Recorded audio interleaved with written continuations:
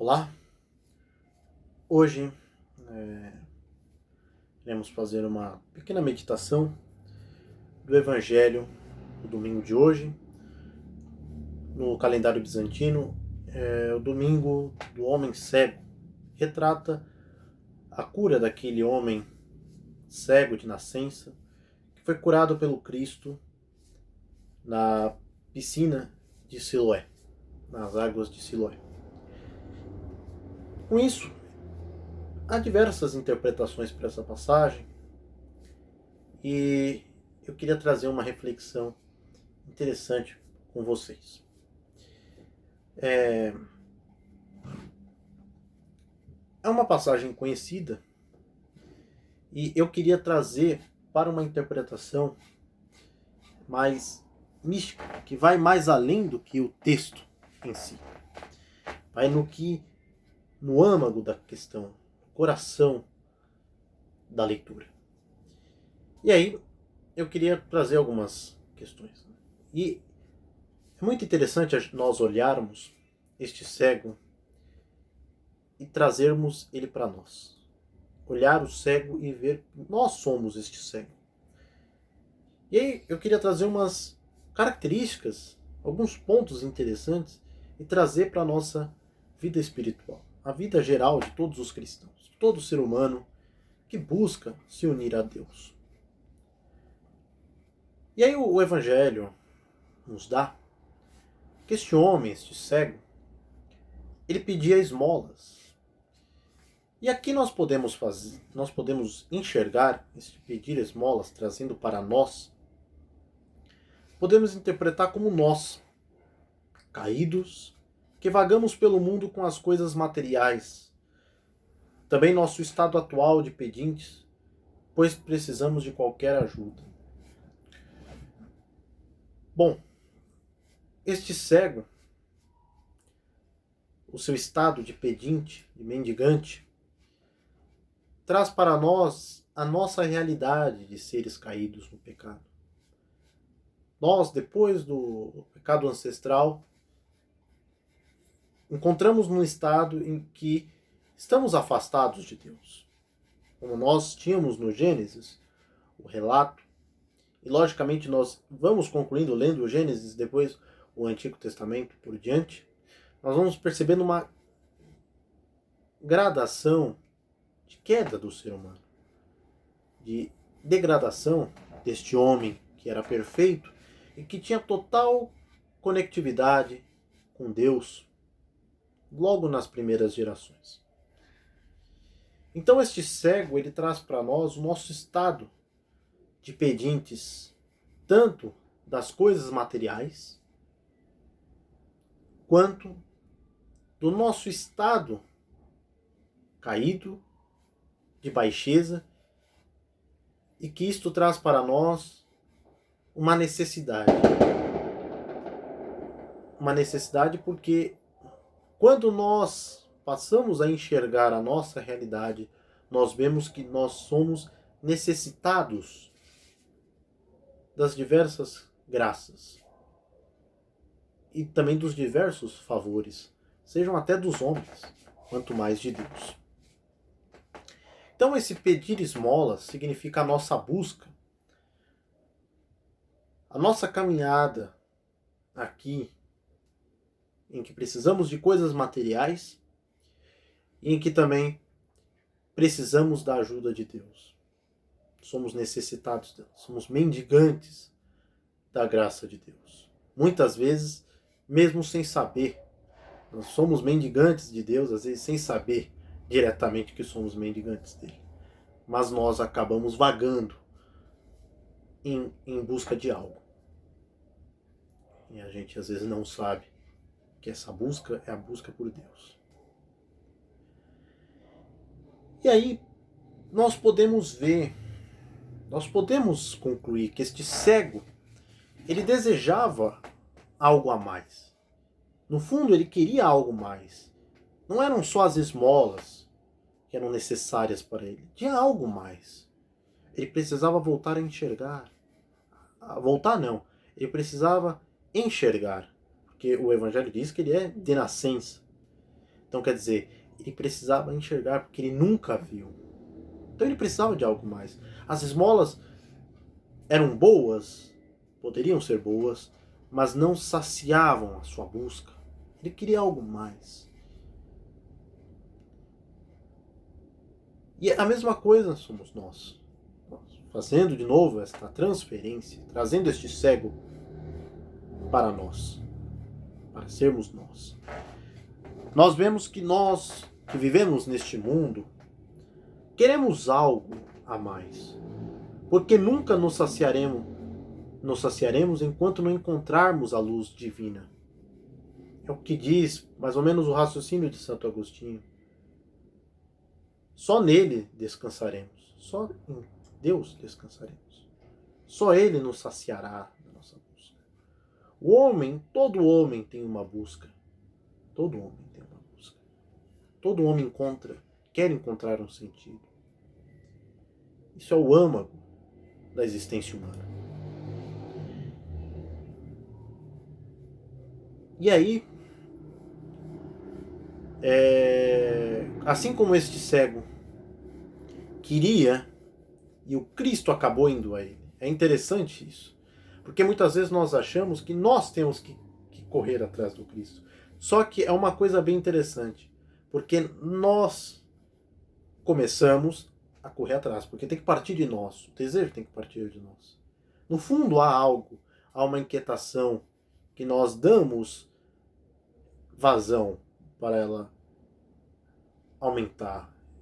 Esse desejo, essa vontade em busca de Deus. Só que nós nunca encontramos Deus pelos nossos esforços.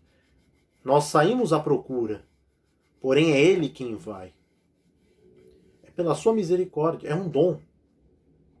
E assim como com este cego, assim também é conosco. O Cristo foi ao encontro deste cego. Foi ao encontro dele. A mesma coisa somos nós. É Cristo quem se manifesta a nós. Assim como no Monte Tabor, quando ele chamou os discípulos escolhidos para verem aquele fenômeno, foi ele quem chamou. Ele quem chamou e ele, rezando ao Pai, se manifestou àqueles discípulos. A mesma coisa conosco. Quando nós estamos na busca por Deus, é Deus quem se manifesta a nós. Nós saímos à procura, porém, se dá a partir da sua manifestação. E aí nós temos que ter o discernimento. Santo Antão falava que a grande virtude do homem, o grande dom que ele recebe de Deus, é o discernimento dos espíritos. Os padres do deserto focavam muito nesse tema. E aí nós temos que sentir isso depois, quando nós vamos desenvolver, que aí eu vou tocar nesse ponto, que seria a intuição, né, que seria a faculdade noética, a sensibilidade noética, isto é, a sensibilidade do luz. Este discernimento dos espíritos nós temos que entender que Cristo se manifesta de diversas formas em nossas vidas. Muitas delas interiormente. Na maioria das vezes, geralmente. E aí, Deus se manifesta àqueles que dão a oportunidade. Bater e a porta será aberta. Cristo sabe que aqueles que abrem a oportunidade para ele se manifestar. E aí ele faz como fez com o cego. Ele vai ao encontro e se manifesta. E aí, o método. Eu sempre achei algo muito interessante, o método que o Cristo usa. Porque é aparentemente estranho, controverso. Né? Ele usa, né, a saliva, né, naquela areia, naquele barro. E aquilo se transforma num lodo, passa nos olhos do cego e manda que ele vá à piscina de Siloé para se banhar. E é interessante que o cego obedece. isso, trazendo para a nossa vida, a gente pode interpretar como o caminho difícil que nós, como cristãos, temos que andar. O caminho da cruz, da renúncia, do árduo sacrifício, da árdua ascese. Para o mundo, isso é loucura, já dizia o apóstolo Paulo. Escândalo e loucura para judeus e gentios e gregos. E é controverso, esse caminho é pesado. No começo, para nós, é assustador. Fazer sacrifício, renunciar, é doloroso. O verdadeiro evangelho é aquele que desperta uma inquietação que leva a uma dor interna. Um evangelho que nos conforta, no sentido de que nos faz ficar na mesmice, ele não é o verdadeiro evangelho. O verdadeiro evangelho é aquele que causa uma inquietação, que causa uma oposição em nós, no sentido de que muitas vezes, na maioria das vezes, nós não estamos preparados para aquelas palavras. Nós não estamos preparados para sair da terra dos pais, como fez Abraão. É difícil. É difícil sair do estado em que nós estamos para trilhar um caminho de sacrifício. É difícil. Porém, assim como o método era estranho para o cego, era aparentemente controverso, no mínimo estranho, mas esta é a única forma de enxergar, também é a única forma de nós nos salvarmos, de nós chegarmos ao Cristo, de Cristo se manifestar a nós. Então,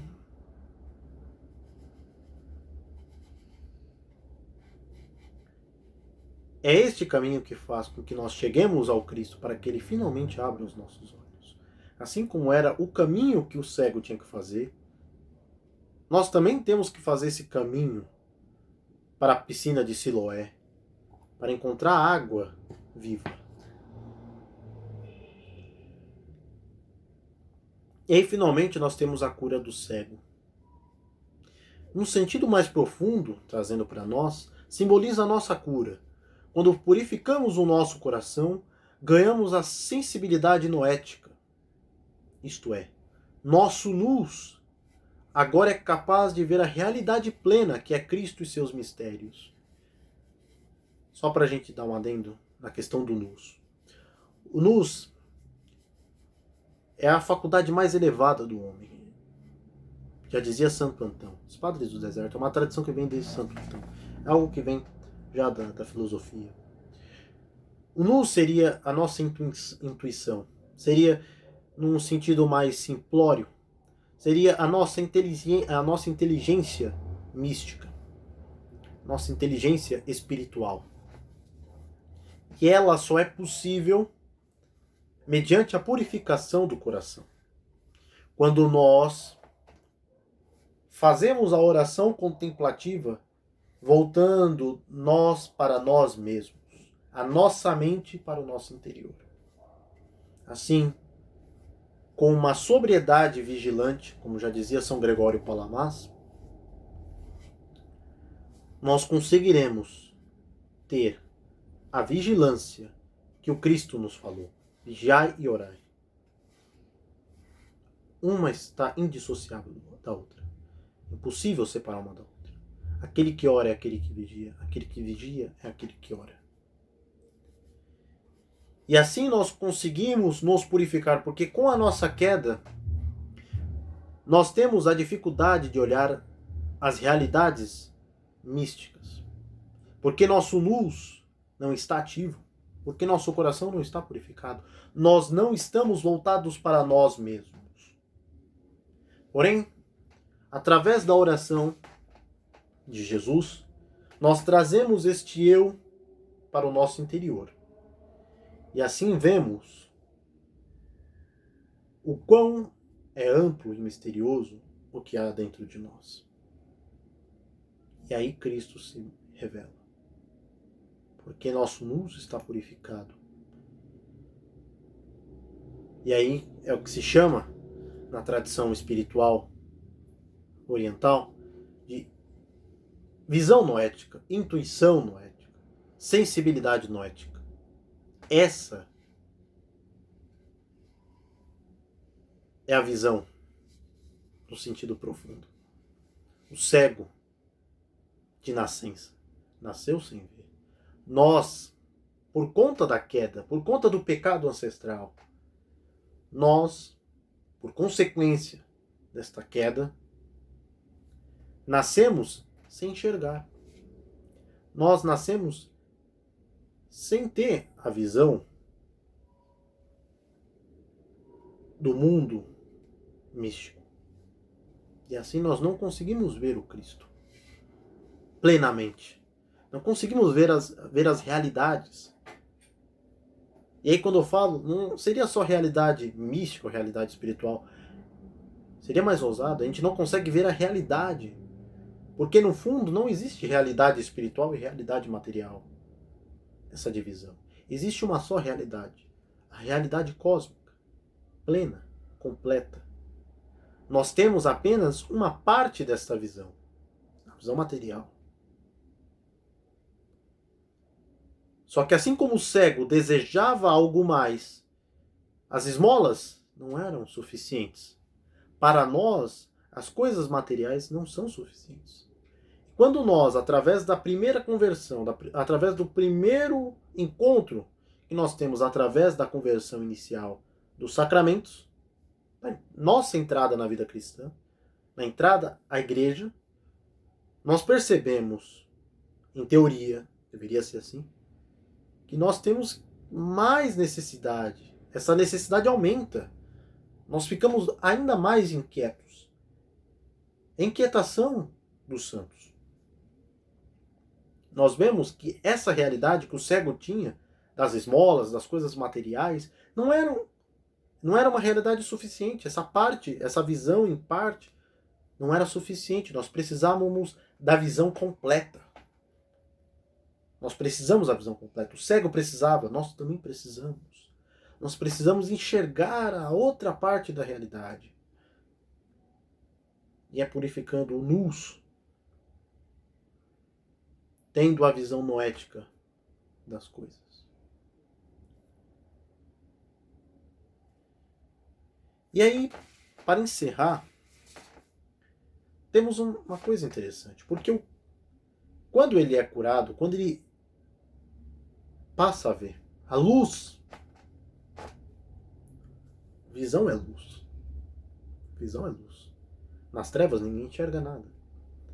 A luz se manifestou a este cego. Isto é, ele começou a ver.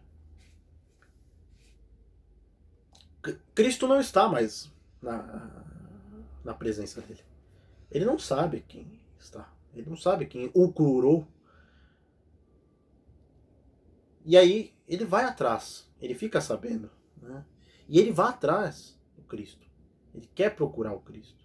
Isso simboliza também nosso vazio temporário. É a dificuldade. Depois eu vou gravar um vídeo meditando nessa questão para a gente refletir melhor sobre essa questão ascética das dificuldades. Porque todo aquele que se coloca na vida ascética, que se coloca na vida espiritual com maior esforço, ele experimentará um vazio. Isso nós vemos na vida de diversos santos. Nós vemos este vazio temporário. Por quê? Nós provamos Deus de uma forma rápida. Porém, nós passamos a saber que Deus é tão irresistível, é tão belo, e é tudo aquilo que nós precisamos, que o homem precisa, que nós queremos tê-lo de volta. Nós queremos ter aquela sensação de volta. Então nós saímos em procura do Cristo novamente. Nós saímos em procura daquele que nos deu a luz, daquele que se manifestou a nós, daquele que foi ao nosso encontro. Então é uma nova busca Mas agora é uma busca mais consciente. É uma busca que nós já sabemos o que nós estamos procurando. E assim como o cego novamente teve um encontro com Cristo, Cristo vai novamente ao encontro deste ex-cego. Agora tem a visão. Assim é a mesma coisa conosco. Este vazio, como ele já diz, ele é temporário, ele não é eterno. Através das preces, através do nosso cotidiano de busca, de teste, de provação, Deus atenderá às nossas preces. Como ele diz, tudo o que pedirdes será dado. Mas isso tem uma condição. É o que realmente nós necessitamos. Deve ser um pedido pleno, pleno de necessidade. Porque Deus sabe o que nós queremos, no fundo. Nós não sabemos, no fundo, o que nós queremos, muitas vezes. Deus sabe. E aí Deus se manifesta. Porque Ele atende a nossa oração, a nossa súplica. Como Ele atendeu a este desejo do cego. O cego diz: quem é o Messias? Quem é o Cristo para que eu possa agradecê-lo, eu possa abraçá-lo? E aí Cristo fala: você está na frente dele, você está com ele. A mesma coisa. Cristo vai novamente ao nosso encontro. Porque ele sabe o que nós queremos. Ele sabe que agora, de uma forma, quando nós estamos mais avançados nesta vida espiritual, nesta caminhada, nesta trajetória, ele sabe que nós queremos ele, que nós queremos encontrar, que nós queremos ter aquela sensação da luz, aquele encontro novamente com a luz que nos fez enxergar. Então Cristo vai novamente ao nosso encontro e nos conforta, nos dá a consolação, porque Ele disse, Ele prometeu o Espírito Santo. A luz se manifesta, a luz que nos faz ser plenos. Como os judeus acreditavam, os judeus acreditam até hoje, que o Messias faria ver a realidade, a plenitude da realidade. Bom, ele já veio. Com o Espírito Santo ele mostrou essa plenitude, porque toda a missão dele foi cumprida, ele foi ao Pai e mandou o Espírito Santo. É completude da plenitude da nossa visão. Então, esta é a reflexão que eu queria trazer para vocês. E peçamos a Deus, mediante esta reflexão, mediante esta leitura, mediante esta visão, esta transferência deste cego para nós. Peçamos a Deus que nós tenhamos a possibilidade, que nós tenhamos este desejo e que nós sejamos correspondidos com a nossa cura. Que nós tenhamos a possibilidade de ver noeticamente, de assim como este cego, sermos curados, vermos a realidade completa, cósmica, vermos a outra parte que nós não vemos, porque nós sabemos que o material não é suficiente. Que o Senhor Deus, através de vosso Espírito Santo, nos dê a manifestação de sua luz eterna, inacessível. Que Ele traga a nós esta luz, que é dom que Ele concede àqueles que realmente o procuram em espírito e em verdade. Que assim seja, em nome do Pai, do Filho e do Espírito Santo. Amém.